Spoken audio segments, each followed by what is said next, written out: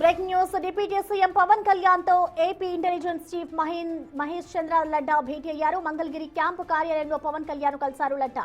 ఉదయం అనుమతి లేకుండా పవన్ కళ్యాణ్ క్యాంపు కార్యాలయంలోకి ఓ వ్యక్తి చొరబడ్డాడు.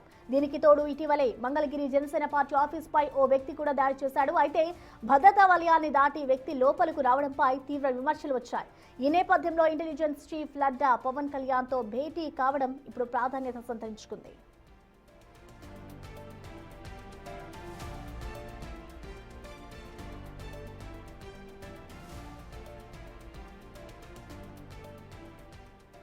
డిప్యూటీ సీఎం పవన్ కళ్యాణ్ తో ఏపీ ఇంటెలిజెన్స్ చీఫ్ లడ్డా భేటీ అయ్యారు. ఇటు మంగళగిరి క్యాంపు కార్యాలయంలో పవన్ కళ్యాణ్ కలిశారు లడ్డా. ఉదయం అనుమతి లేకుండా పవన్ కళ్యాణ్ క్యాంపు కార్యాలయంలోకి ఒక వ్యక్తి చొరబడ్డాడు. అయితే ఇటీవలే మంగళగిరి జనసేన పార్టీ ఆఫీస్ పై కూడా ఒక వ్యక్తి దాడి చేశాడు. అయితే అక్కడ భద్రతా వలయాన్ని దాటి వ్యక్తి లోపలికి రావడంపై ప్రస్తుతం అయితే తీవ్ర విమర్శలు వ్యక్తమవుతున్నాయి. అయితే ఈ నేపథ్యంలో ఇప్పుడు ఇంటెలిజెన్స్ చీఫ్ లడ్డా పవన్ కళ్యాణ్ తో భేటీ కావడంపై ప్రాధాన్యత సంతరించుకుంది.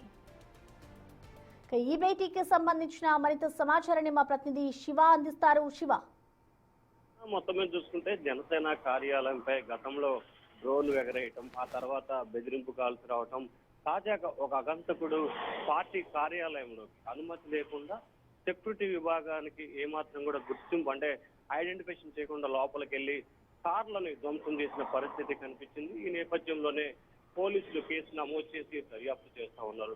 ఉదయం గుంటూరు జిల్లా ఎస్పీ ఐజీ త్రిపాఠి ఇద్దరు కూడా వెళ్లి పరిశీలించిన పరిస్థితి కనిపించింది. ఆ తర్వాత సాయంకాలం ఏపీ ఇంటెలిజెన్స్ చీఫ్ లడ్డా పవన్ కళ్యాణ్ తో భేటీ అయ్యారు. ఆ తర్వాత వాహనానికి సంబంధించిన దాడి ఆయన పరిశీలించారు. ఎక్కడి నుంచి వచ్చారు, ఎక్కడ దాడి జరిగింది, ఎక్కడ దానికి సంబంధించి సీసీ ఫుటేజ్ ను కూడా పరిశీలించినట్లు తెలుస్తా ఉంది. అయితే అగాంతకుడు లోపలికి రావడాన్ని సెక్యూరిటీ విభాగం గుర్తించకపోవడంతో తీవ్ర స్థాయిలో సెక్యూరిటీ వైఫల్యంగా లడ్డా ఆగ్రహం వ్యక్తం చేసినట్లు తెలుస్తా ఉంది.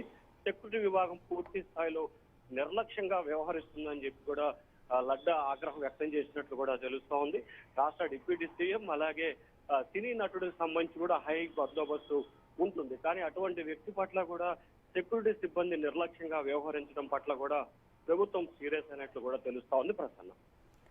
Okay, thank you Shiva.